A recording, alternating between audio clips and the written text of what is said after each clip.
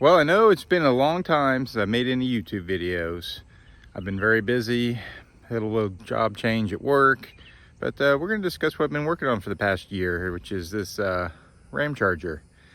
It's a new adventure rig, camping rig, dare I say overland, for the next big trip I got coming up. So this is Elwood, 86 Ramcharger. I usually don't name vehicles, but the original paperwork was in there, and the guy that originally bought his name was Elwood, and he just kind of stuck. It was completely stock when I got it, completely disgusting. Had a 318 shoved in it instead of the correct 360, which causes an imbalance problem. But she's got a 360 now. We have a full Skyjacker lift, 4-inch kit with full replacement springs and 80X shocks, so they're little reservoir shocks. And honestly, it rides pretty dang good for a leaf spring truck. We have 410 gears in the axles now, lockers front and rear, a Detroit in the back, a Spartan in the front, and rock sliders and bumpers. Looked out, got this bumper off Faithfoot Marketplace with the winch on it for 250 bucks. So we're rocking the 8274 old school style, running 35s.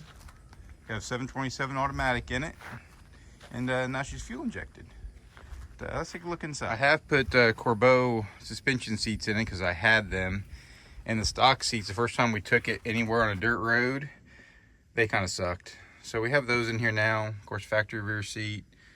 I have a storage system back there I've built, and we'll show that in a minute. But it's pretty basic inside. Got my VHF, UHF radio, and all that stuff. Got cruise control now. Built this entire rear bumper. It's a little bulky, but the way the rear lift gates work on these has to be one giant swing to open up. But we have our spare, we have gas, and we have water because the trip we're going on is gonna be pretty remote. And we have a shovel shoved up in here too. And most of my recovery gear is also in here.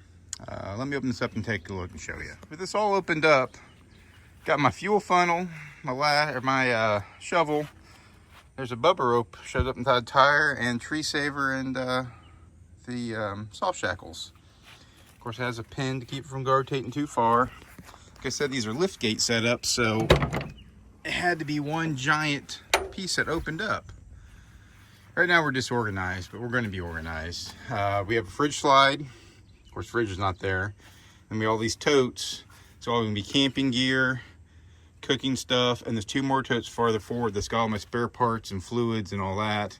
I'm actually carrying a complete carburetor with me and all everything to switch it back to carburetor in case the fuel injection quits. And the way I have that set up is going to be really easy, and I'll show you that under the hood here in a minute. But this is all super simple, made out of wood. It's just quick and dirty. And I think it's going to work well because this is the first time we're going on a trip that 3 of us are going, so I needed a back seat. Hence why I even built this thing. But let's go under the hood and show what's going on under there. All right, we have a 360 under the hood with Phytech fuel injection on it. It's the low mile 360 out of my dad's 73 truck, but it's got a cam in it, and I think the cam's made a little bit of a turd. But it's all under here. All new AC parts, got the AC all hooked up and working the best it can. New radiator.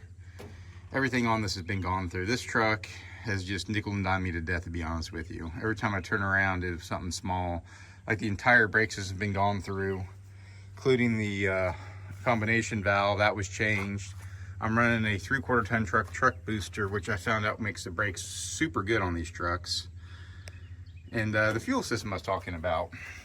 So I have a mechanical fuel pump down there, and it pumps fuel into this, which is a surge tank, and the electric fuel pumps inside the surge tank.